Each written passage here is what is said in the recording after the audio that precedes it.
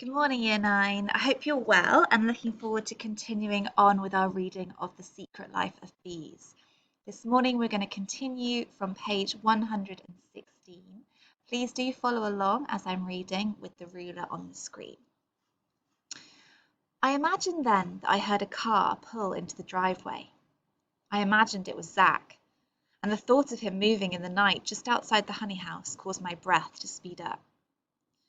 I rose and slipped along across the dark space to the wall mirror. Pearled light poured through the open window behind me, moulding to my skin, giving me a true halo. Halo is like a glowing orb of light around your head, which we normally associate with angels or goodness. Not just around my head, but across my shoulders, along my ribs and thighs. I was the last person to deserve a halo. But I studied the effect, cupping my hands under my breasts, studying my pinky brown nipples, the thin curves of my waist, every soft and glowing turn. It was the first time I'd felt like more than a scraggly girl. I closed my eyes and the balloon full of craving.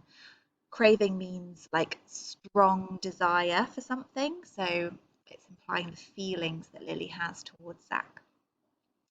Finally burst open in my chest. And when it did, wouldn't you know, one minute I was dreaming of Zack, and the next I was hungering for my mother, imagining her calling my name, saying, "Lily girl, you are my flower." When I turned to the window, there was no one there. Not that I had expected there would be. 2 days later, after we'd run ourselves into the ground, harvesting the rest of the honey, Zack showed up with the prettiest notebook, green with rosebuds on the cover. He met me coming out of the pink house. "This is for you," he said, "so you can get a head start on your writing." That's when I knew I would never find a better friend than Zachary Taylor. I threw my arms around him and leaned into his chest. He made a sound like whew, but after a second his arms folded around me, and we stayed like that, in a true embrace. He moved his hands up and down my back till I was almost dizzy. Finally, he unwound his arms and said, "Lily, I like you better than any other girl I've ever known. But you have to understand, there are people who would kill boys like me for even looking at girls like you." I couldn't restrain myself from touching his face, the place where his dimple caved into his skin. "I'm sorry," I said.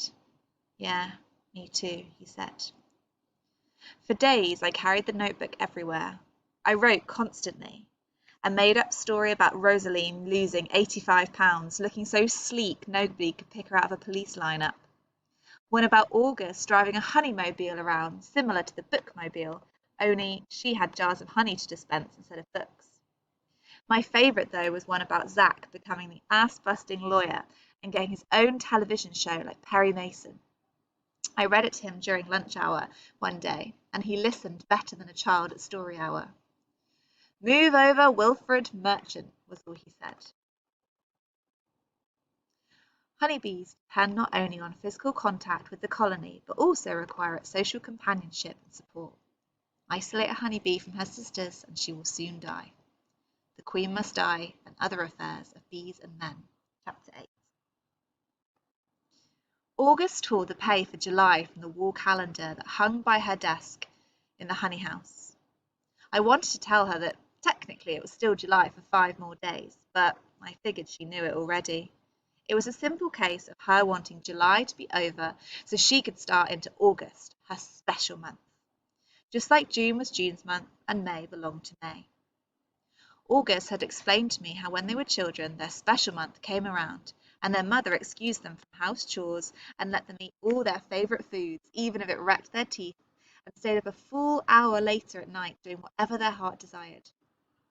August said her heart had desired to read books, so the whole month she got to prop up on the sofa in the quiet of the living room, reading after her sisters went to bed.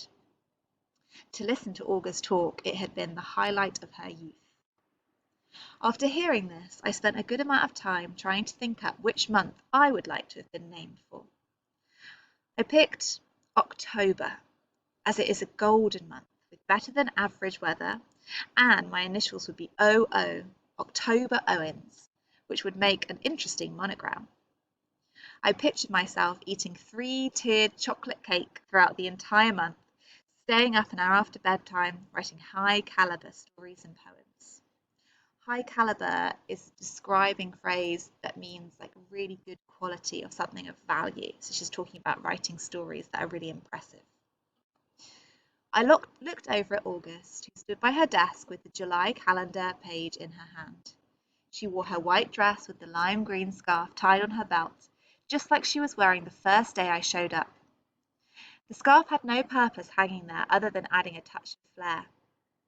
She hummed their song, "Place a beehive on my grave and let the honey soak through," and I was thinking what a good, fine mother she must have had. "Come on, Lily," she said. "We've got all those jars of honey to paste labels on, and it's just me and you." Zach was spending the day delivering honey to their selling places all over town and picking up money from the previous month's sales. Honey money was what Zach called it. Even though the big honey flow was over, the bees were still out there sucking nectar, going about their business. You could not stop a bee working if you tried. Zach said August honey bought 50 cents a pound. I figured she must be dripping in honey money. I didn't see why she wasn't living in a hot pink mansion somewhere. Waiting on August to open a box containing the new shipment of Black Madonna labels, I studied a piece of honeycomb. People don't realize how smart bees are, even smarter than dolphins. Bees know enough geometry to make row after row of perfect hexagons, angles so accurate you'd think they'd use rulers. They take plain flower juice and turn it into something everyone in the world loves to pour on biscuits.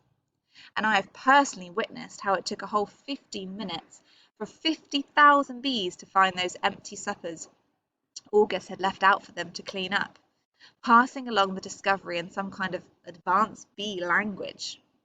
But the main thing is they're hard-working to the point of killing themselves.